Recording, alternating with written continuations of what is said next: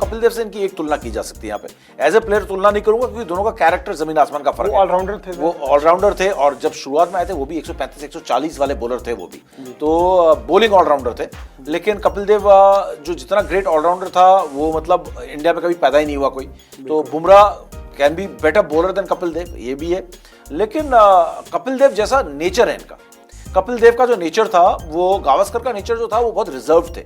उनसे बात करने में हमें मालूम है कि आज भी लोग डरते हैं, तो वो अप्रोचेबल नहीं थे इतने। कपिल देव बहुत अप्रोचेबल थे, बहुत फ्रेंडली थे, बहुत सॉफ्ट नेचर थे, बहुत ही स्वीट थे। आज भी कपिल बाजी के साथ मिलोगे तो ऐसा लगेगा कि आप उनको सालों से जानते हो, बहुत अप्रोचेबल थे। बुमराह के साथ भी मैंने इनको प्रेस कॉन्फ्रेंस में देखा और जितना मैंने इनको 8-10 सालों में जब भी मैंने मैच कवर किया, बात मेरी इनसे कभी नहीं हुई बाय चांस, कभी इन्होंने बुमराह से हेलो तक नहीं हुई है। लेकिन मैंने जो इनका देखा है, इनका जो मूवमेंट देखी है, इनकी जो बातचीत का तरीका देखा है, is a very sweet guy. किसी से लड़ाई झगड़ा नहीं, किसी के साथ बदतमीजी नहीं, किसी की अननेसेसरी टांग नहीं खींचना, किसी का मजाक नहीं उड़ाना। तो ये कपिल देव वाला नेचर इनके अंदर है, स्वीट, अप्रोचेबल। और ये चीज़ कपिल देव को एक सक्सेसफुल कैप्टन बनाया, बहुत लवेबल इंसान बनाया। हर कोई कपिल देव की तारीफ करता नजर आएगा। तो ये चीज़ कुछ नेचर के कुछ जो क्वालिटीज कपिल देव के अंदर थी एज ह्यूमन बीइंग, वो चीज़ जसप्रीत बुमराह के अंदर मुझे दिखती है। क्योंकि मैं दोनों को कंपेयर कर सकता हूँ, क्योंकि कपिल देव को बहुत क्लोजली देखा है, अब बुमराह को भी क्लोजली देख रहे हैं। तो इन दोनों में ये एक है कि पर्सनैलिटी में बहुत सिमिलरिटीज हैं। एज ए ह्यूमन बीइंग दोनों बड़े अप्रोचेबल और बड़े नाइस ह्यूमन बीइंग हैं।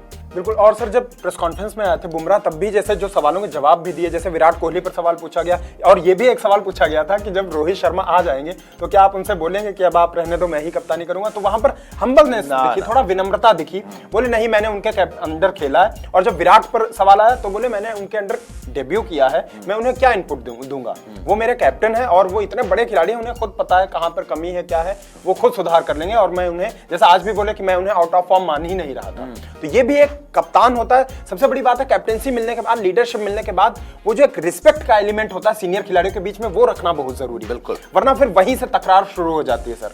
और कई बार जैसे सचिन के भी एरा में हुआ कैप्टेंसी, वो इसलिए सक्सेसफुली नहीं कर पाया क्योंकि जो उनके पैरेलल जो खिलाड़ी थे उनके बीच में थोड़ी बहुत उनसे नहीं बन रही। बहुत लंबी कहानी है। उस जमाने में फिक्सिंग भी चल रही थी, उस जमाने में अलग अलग लॉबीज भी थी, उस जमाने में तो बहुत टॉक्सिक था टीम के अंदर का माहौल, बहुत टॉक्सिक, एकजुट रख पाना ही बहुत बड़ी, बहुत टॉक्सिक माहौल था, बहुत जहर था भाई साहब अंदर टीम के। तो उस समय तो सचिन ने जिस समय कप्तानी की है ना, वो शायद वर्स्ट टाइम था टीम इंडिया की कप्तानी करने का। उस समय उनको कप्तानी मिली थी, टीम इंडिया की क्रिकेट का भी वर्स्ट टाइम था। बिल्कुल डार्केस्ट फेज जो था उस समय सचिन ने कप्तानी की। हमें मालूम है अंदर की कहानी, जिसको हम सचिन ने अपनी किताब में भी नहीं लिखा तो हम क्यों जिक्र करें अब। तो उन्होंने उस मामले को लिखा नहीं। लेकिन हमें ये मालूम है कि सचिन ने जिस एरा में कप्तानी की है, वो उस समय माहौल टीम का बहुत खराब था, बहुत खराब माहौल था। ये बात उन्होंने खैर किताब में बस इतना लिख के वो आगे बढ़ गए थे कि मेरी और अजहरुद्दीन के बीच में चीजें सही नहीं थी, इसलिए मैंने कप्तानी छोड़ दी। लेकिन क्यों चीजें सही नहीं थी ये कुछ उन्होंने नहीं बताया था उस टाइम।